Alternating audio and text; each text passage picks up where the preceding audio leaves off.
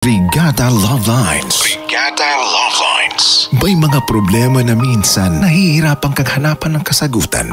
Mga tanong na puso lang ang makakasagot at mga sagot na puso lang ang nakakaintindi. Pakinggan ang mga kwento at mga storya ng buhay dito sa Brigada Love Lines. Brigada Love Lines. Brigada Love Lines. Brigada Love Lines.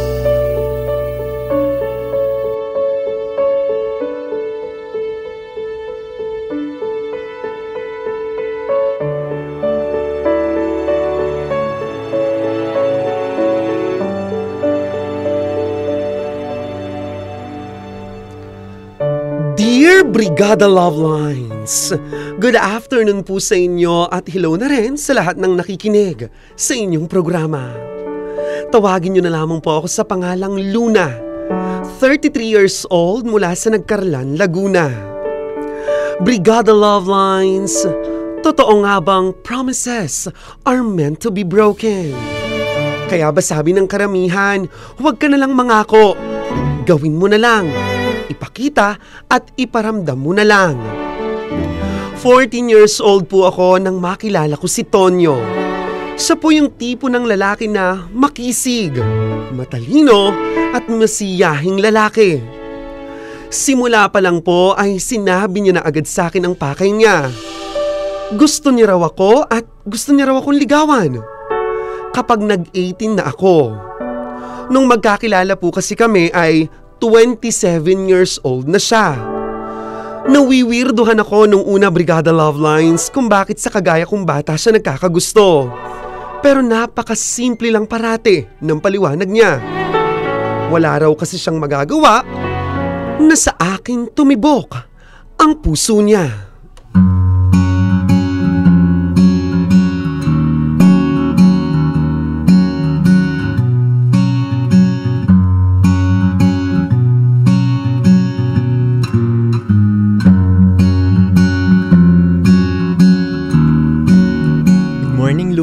O Tonyo, ano ginagawa mo rito?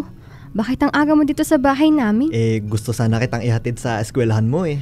Tonyo, kaya ko naman pumasok mag-isa. At saka pagdating naman sa kanto, may mga kasabay na rin ako.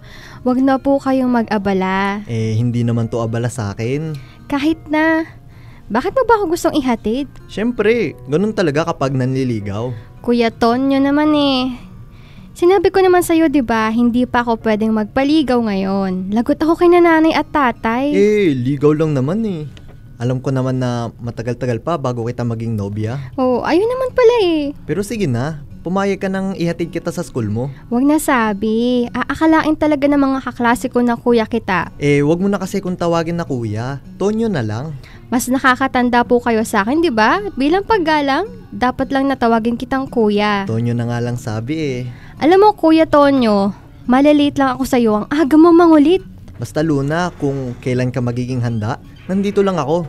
Siguro naman kapag 18 ka na, pwede na kitang ligawan. Ayun po ay kapag wala ka pang girlfriend.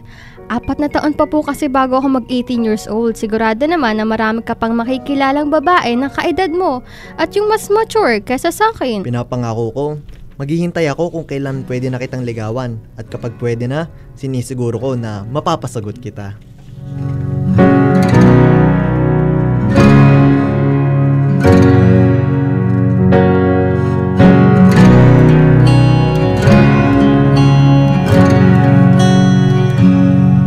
Ano Luna? Totoo bang naniligaw sa'yo si Tonyo na taga-kabilang barangay? Hindi no. Ang gwapo kaya nun. Oo nga. Oh, bakit ayaw mo magpaligaw? Ang bata ko pa no, siya 27 na. Masyadong magkalayo ang edad namin. Sus, age doesn't matter nga, di ba? Kahit pa, hindi pa rin ako pwedeng magpaligaw, sabi nga ni nanay at tatay. Ano ba naman yan? Ang killjoy naman ni tito at tita. Kung gusto mo, ikaw na lang ang magpaligaw kay Kuya Tonyo. Abay, bakit hindi? Kaso, ikaw yung gusto niya eh. Kaya go mo na. Ay nako, hindi pa nga sabi pwede. Pero ang sabi naman ni Kuya Tonyo, kapag 18 na ako, sa kanya raw ako liligawan. Ay, taray. Ibig sabihin, hintayin ka niya? Yun ang sabi niya. Pero ayoko pang maniwala, masyado pang magtagal bago ako mag-18. Marami pang pwedeng mangyari, baka nga may asawa na siya nun eh.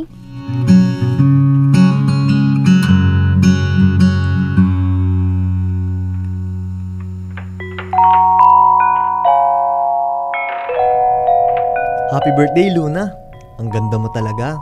Lalo kang gumanda ngayong dalaga ka na. Sus, nambola ka pa eh. Totoo ba? Maganda pa talaga ako? Oo naman. Sa lahat, ikaw ang pinakamaganda sa paningin ko. Oh, kumain ka na ba? Oo, busog na nga ako eh. Luna, pwede ba kitang isayaw? Sige ba? Alam ko naman na matagal mo na akong gustong isayaw.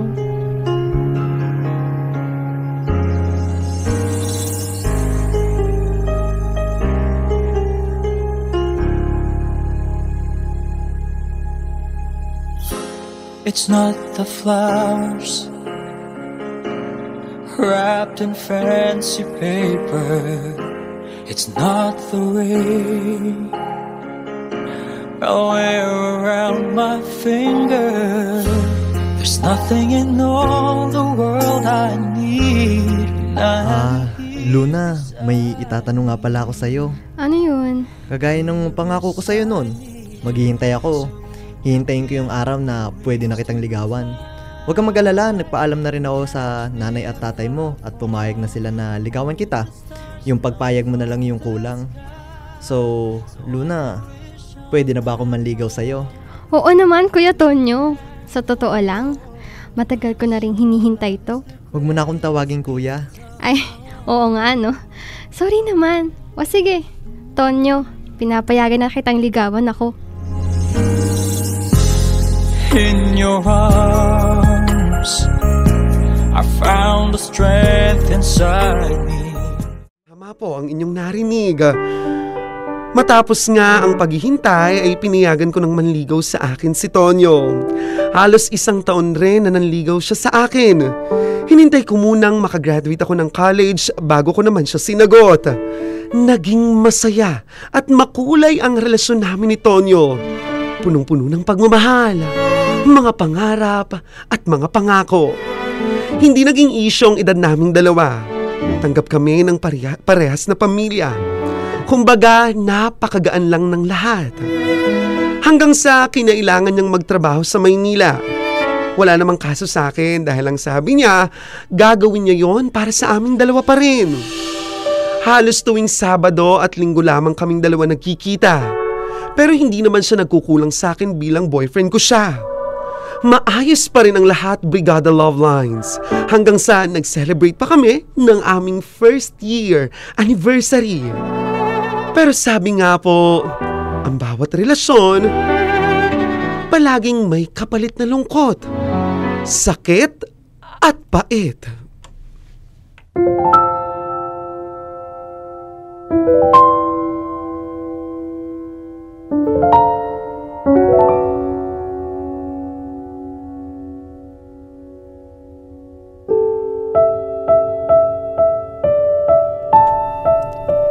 Luna, kamusta ka na? Tonyo, huwag ka na magpaligoy-ligoy pa.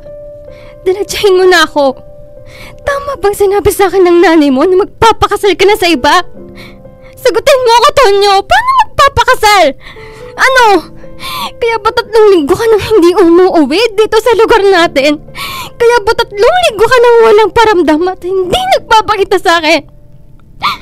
At kaya ba parang may pakiramdam na ako na wala ka ng gana sa akin? Sumagot ka! Sumagot ka, Tonyo! Tawarin mo ako, Luna! Bakit? Anong nangyari, Tonyo? Kaya pala konti na lang at parang bula ka na naglaho? At wala akong kaalam-alam sa nangyayari sa'yo. Tapos ngayon, malalaman ko na lang magpapakasal ka na sa iba at hindi sa akin. Lasing ako nun eh. Lasing ako nun, Luna. Hindi ko naman nakakalain na kasama pala ng mga barkado ko yung ex ko sa inuman. Oo, masaya kami nun. Pero di ko naman ginusto na malasing kasama yung ex ko eh.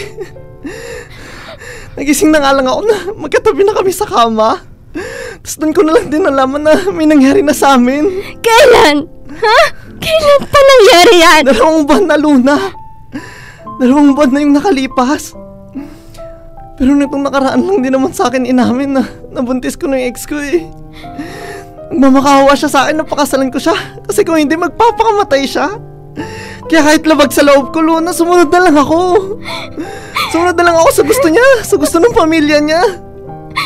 Paano mo nagawa sa akin to, Tonyo? Pinagkatiwalaan kita! Luna, tawarin mo naman ako. Hindi ko naman to sinasadya eh. Tonyo, bakit mo naman ginawa sa akin to? Ano pa bang pagkakulang ko, ha? Ano? Tawarin mo ko, Luna. Maniwala ka naman sa akin. Maniwala ka, hindi ko to ginusto eh. Ikaw lang naman yung mahal ko eh. Ikaw lang. Sinungaling! Sinungaling ka! Paano ako maniniwala sa'yo? Kung ganito yung ginawa mo! Sige, ganito. Hindi ko na lang itutuloy yung kasal namin. Tatakas ako. Tatakas tayo. Magtana na lang tayo, Luna. Anong sabi mo? Tatalikurin ko yung lahat para sa'yo, Luna. Magpakalayo-layo na lang tayo. Sumama ka sa akin. Magsama na tayo, Luna. Ano? Naririnig mo ba yung sarili mo, Tonyo? Tatalikuran mo, pati ang mga anak mo? Ikaw lang naman kasi yung mahal ko eh. Hindi ko naman siya mahal. Ikaw lang, Luna. Ikaw lang. May anak na kayong dalawa. Isipin mo naman yung bata, Tonyo. Ayokong ako pa maging dahilan para masaktan pati yung anak mo. Mas mabuti pa maghiwalay na lang tayo at kalimutan natin ang isa't isa. Ayoko! Hindi ako papayag! Hindi! Mahal na mahal kita, Luna eh! Huwag mo naman ako iwan, Luna! Tonyo! Hindi na tayo pwede! Bitawan mo ako! Please naman, Luna! Huwag mo makipaghiwalay sa akin! Luna! Kalimutan mo na lang ako, Tonyo! Kasi ikakasal ka na! Kalimutan mo na lang ako! At piliin mo na lang na maging masaya ka dyan sa magiging asawa at anak mo! Luna! Luna!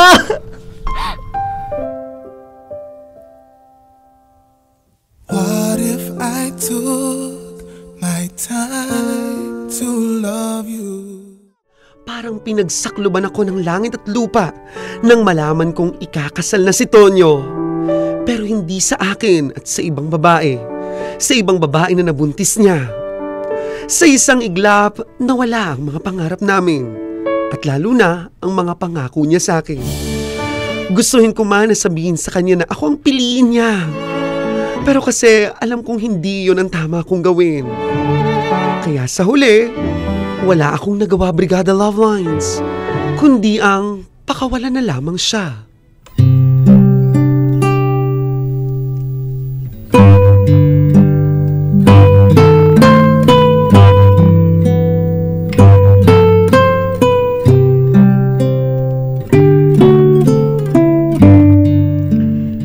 Bukas daw yung kasal ni Tonyo.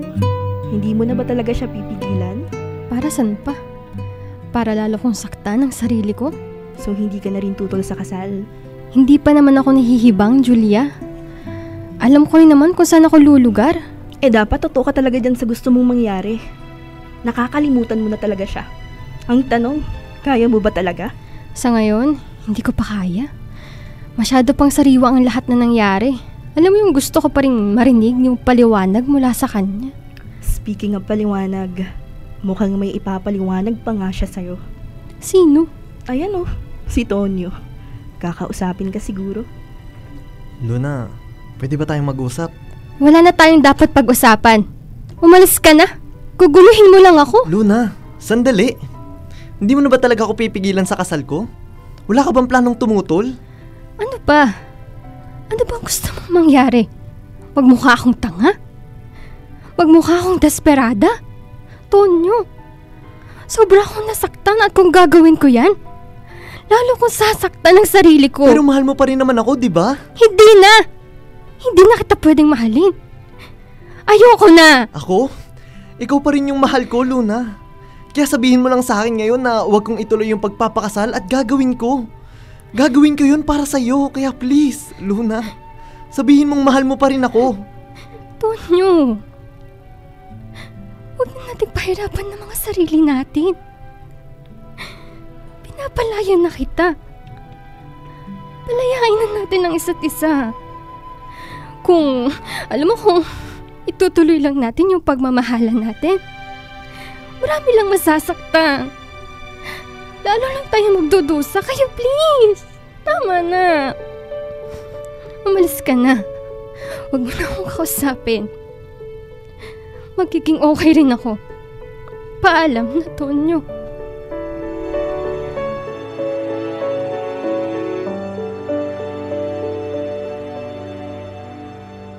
Wala ka ba napapansin sa aking mga mata?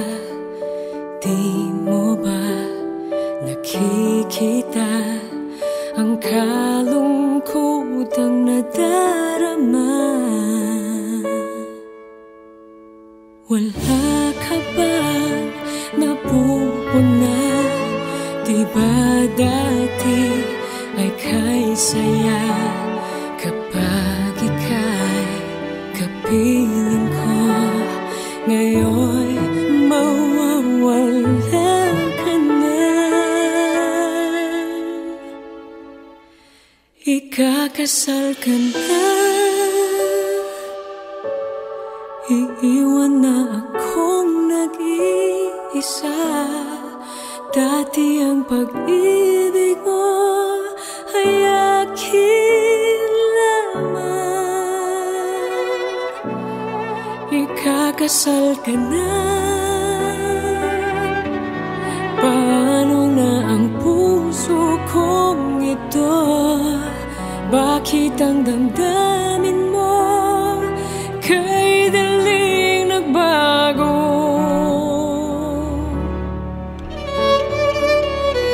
Brigada Love Lines, sobrang sakit. Hindi ko maipaliwanag ang sakit. Ganun pala ang pakiramdam na ikasal sa ibang tao ang lalaking pinakamamahal mo. Ngayon nga po na sinusulat ko ito, bumabalik ang lahat ng sakit. Simula po noon ay hindi na ako nagmahal muli. Maglalabing 2 taon na po akong single at wala nang ganang magmahal pa. Alam ko naman na maayos na ngayon ang buhay ni Tonyo kasama ang pamilya niya. Pero sana palagi pa rin siyang ligtas kung nasan man siya. Brigada Love Lines, maaaring naka-move on na po ako ngayon. Pero hindi pa rin nawawala ang puwang ni Tonyo dito sa puso ko. Brigada Love Lines, hanggang dito na lamang po at maraming salamat. Brigada yours, Luna.